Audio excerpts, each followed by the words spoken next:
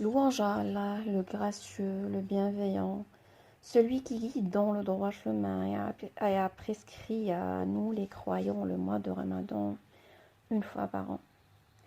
Pourquoi? Pour jeûner ces journées et prier durant ces nuits. Donc, paix et salut sur notre prophète Mohammed sallallahu alayhi wa sallam et sur ses compagnons et sur ceux qui ont emprunté durablement sa voix. Donc, chères sœurs, nous revoilà avec ces podcasts des jeûneurs. Et après, on a vu quelques thèmes. On a commencé doucement, graduellement avec le jeûne, Ramadan, les mérites du mois de Ramadan, le Coran, la relation entre le Ramadan et le Coran. Et puis, on ne peut pas s'empêcher de parler du mois de Ramadan. On ne peut pas parler du mois de Ramadan sans s'empêcher de parler des versets du jeûne. Ben oui, chère sœur. Et ces versets, on les retrouve dans Surat al-Baqarah, la vache.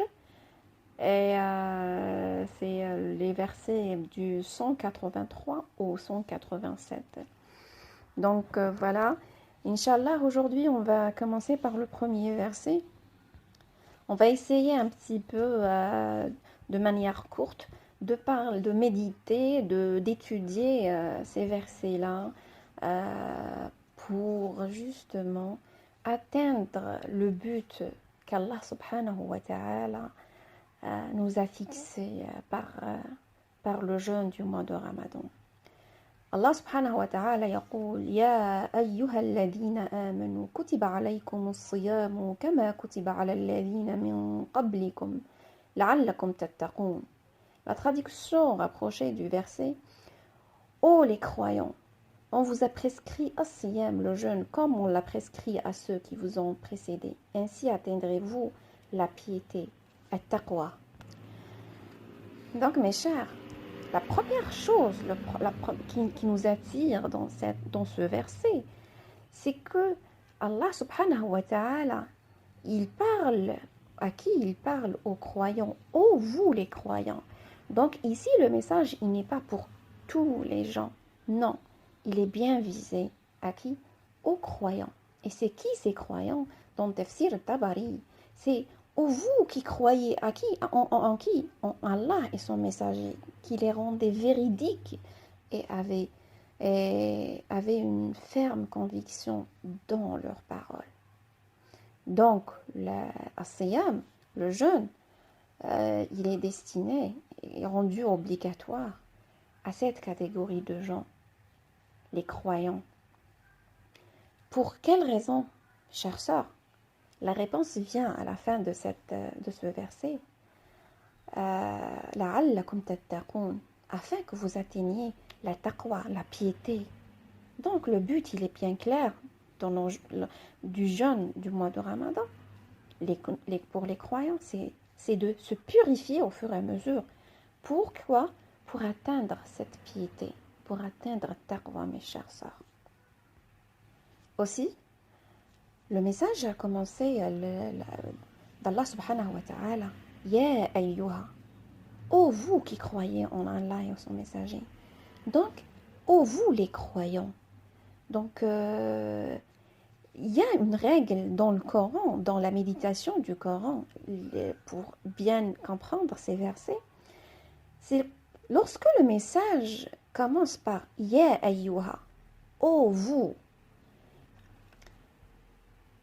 D'abord, c'est pour montrer que la parole qui va suivre, elle est très importante. Elle a une importance grandiose pour nous. Pourquoi? Pour attirer notre attention. Attirer notre attention à quoi? À ce qui va venir après. À ce qui va citer Allah subhanahu wa ta'ala après. Que ce soit des recommandations ou des interdictions.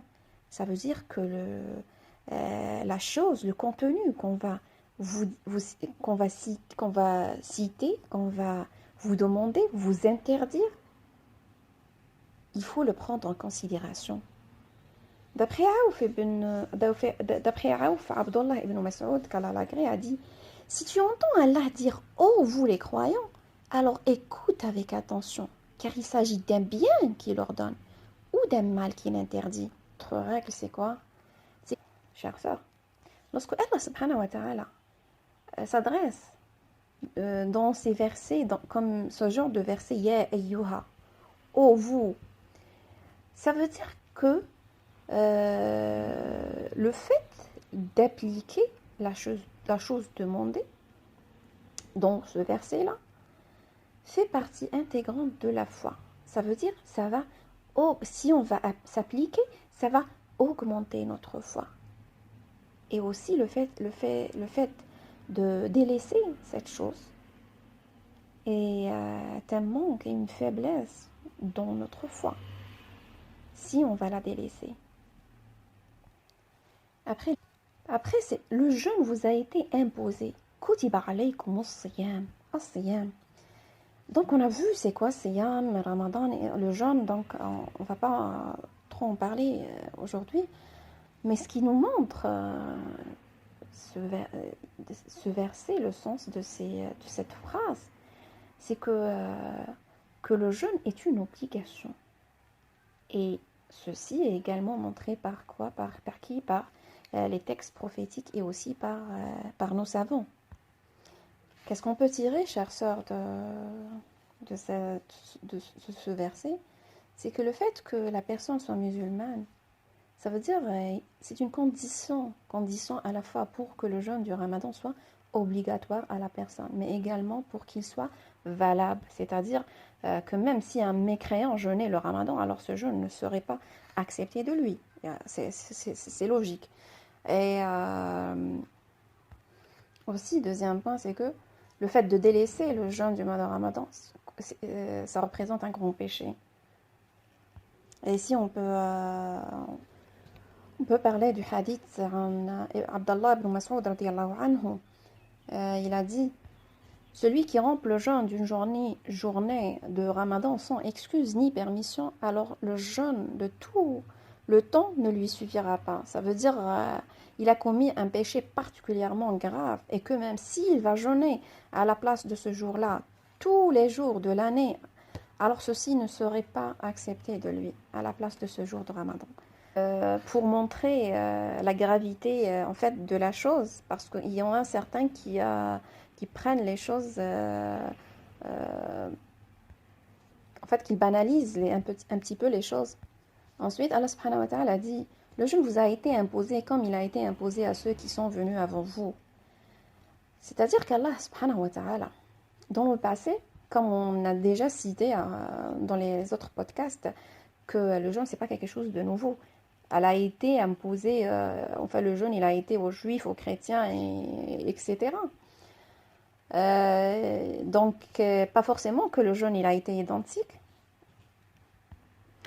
Encore ici, on va tirer quelques points. C'est que le fait que le jeûne a été mentionné comme une obligation aussi dans les anciennes communautés. Donc ça prouve encore le grand mérite du jeûne et la gravité de le délaisser. Aussi impose en fait qu'Allah, le fait que Allah subhanahu wa ta'ala nous impose un acte à chaque communauté montre clairement l'importance de cet acte par rapport aux autres actes et que chaque religion ne peut être complète qu'avec l'application de cet acte. Et puis en quelque sorte aussi que la religion, en fait, elle est la même depuis X temps. C'est la même religion d'Allah subhanahu wa ta'ala. Parce que c'est les mêmes actes, c'est les mêmes adorations, c'est les mêmes, mais d'une manière différente. Et puis, cela, subhanallah, c'est une rahma, c'est une miséricorde de la part d'Allah subhanahu wa ta'ala pour nous les musulmans. Pour appliquer cet ordre divin et à jeûner comme Allah nous a imposé, c'est en quelque sorte Allah subhanahu wa ta'ala est en train de nous dire que c'est pas uniquement vous qui à qui j'oblige le jeûne. Mais non, c'est même ceux d'avant vous, euh, ils avaient l'obligation de jeûner.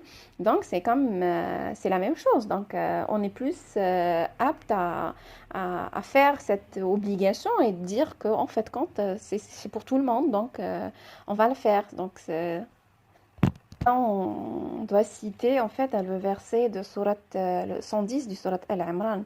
كنتم خير أمة أخرجت للناس تأمرون بالمعروف وتنهون عن المنكر وتؤمنون بالله ولو آمن أهل الكتاب لكان خيرا لهم منهم المؤمنون وأكثرهم الفاسقون.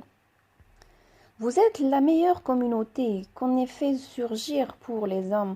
Vous ordonnez le convenable, interdisez le blâmable et croyez à Allah. Si les gens du livre croyaient, ce serait meilleur pour eux. Ils ont qui ont la foi, mais la plupart d'entre eux sont les pervers.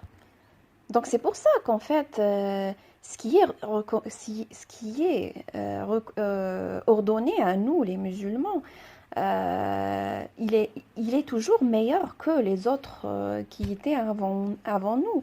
Et parce que même notre messager, sallallahu alayhi wa sallam, il est venu pour terminer, pour conclure tout ce qui a été auparavant comme obligation, invocation, prière, etc. Donc les musulmans sont bien plus dans le droit de devoir respecter cet ordre divin parce qu'ils sont en fait la meilleure des communautés. Et l'être humain, quand il fait un acte seul dans une situation, c'est pas la même chose lorsqu'il le fait en communauté. Si on est triste, si tu sens que tu es triste, et tu es seul dans ta tristesse, c'est plus important que si tu es en groupe. Il y a un groupe de personnes qui sentent la même chose. Donc c'est ça la différence. Et pour terminer, le verset, afin que vous atteigniez la taqwa, la piété. Et après avoir mentionné en fait l'obligation du jeûne, donc comme on a cité dans le début, c'est pour cette raison que Allah subhanahu wa ta'ala nous a ordonné de jeûner. C'est pour atteindre la taqwa, mes chers sœurs. Et puis taqwa, bon à savoir, c'est qu'elle a été citée 240 fois dans le Coran. Et les sourates où elle a été énormément citée par rapport à d'autres, et dans sourate Al-Baqarah et sourate Al-Imran. Et taqwa, sa signification de taqwa, c'est comme un obstacle. C'est comme quelque chose que la personne se protège, elle va se protéger d'une chose qu'elle déteste et qu'elle craint. Donc, taqwa, c'est une barrière, en fait. C'est une barrière qu'on va faire de toutes les fitanes, les péchés, tout ce qui est, en fait, qui va nous faire dévier du chemin d'Allah subhanahu wa ta'ala, le chemin d'Al-Jannah. Donc c'est ça la signification de taqwa. C'est de faire une protection entre nous et le châtiment d'Allah subhanahu wa ta'ala en appliquant ses ordres et s'écartant de ses interdits. La taqwa, en fait, elle a beaucoup de mérites. Il y en a tellement de textes coraniques et même dans le hadith, dans le sunnah, mentionnant l'importance de taqwa. Et parmi ces mérites, c'est le fait de pratiquer la taqwa elle va nous permettre qu'Allah nous accorde une issue dans les situations délicates. Et qu'il va nous accorder sa subsistance par là où on ne s'attend pas, et qu'il va nous accorder la science bénéfique. قال تعالى ومن يتق الله يجعل له مخرجا ويرزقه من حيث لا يحتسب. Et celui qui pratique la taqwa d'Allah, Allah lui accorde une issue favorable et lui accorde de la subsistance par là où il ne s'attendait pas. Donc la question qu'on peut se poser, c'est que de quelle manière le jeûne, en fait, il va nous permettre d'atteindre cette taqwa. Le jeûne, c'est une adoration pour laquelle on va, comme serviteur, délaisser juste pour Allah subhanahu wa ta'ala des choses dont on a envie. Nourriture, boisson, etc. Donc, on va délaisser ces choses durant ce jeûne, même même si on est seul, il n'y a personne avec nous, mais on le fait juste pour obéir à Allah subhanahu wa ta'ala. Et voilà, durant le jeûne, durant le mois de Ramadan, nous les serviteurs, on va délaisser la désobéissance d'Allah à Allah par crainte de lui durant toute l'année. Et ceci, chères sœurs, est la taqwa. On va s'arrêter là. Le sujet, il est tellement grand, en fait, pour la méditation et la compréhension de ces versets. J'ai essayé de prendre quelques points les plus importants. Et voilà. Inch'Allah, au prochain podcast avec le deuxième verset. هذا استغفر الله لي ولكم الحمد لله رب العالمين والصلاة والسلام على أشرف المرسلين